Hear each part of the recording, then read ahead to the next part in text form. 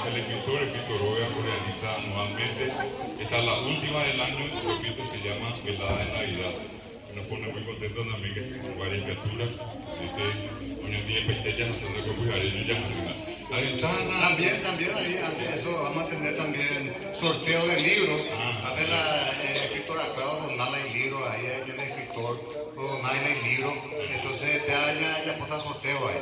Ahorita mi tema pan dulce gaseosa, mío, ahí bebé. Catuaba hay que servirlo, hay que servirse. A ver, después ya me llaman. Sin ningún costo, ya el teatro, todo. Mira, a ver, que me vaya.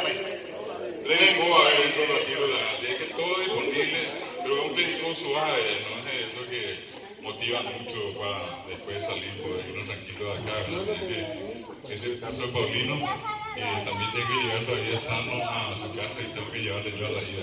Muy bien, le da llegar. Paulino, yo primero te di, porque para esa, ya porque te digo, a ver.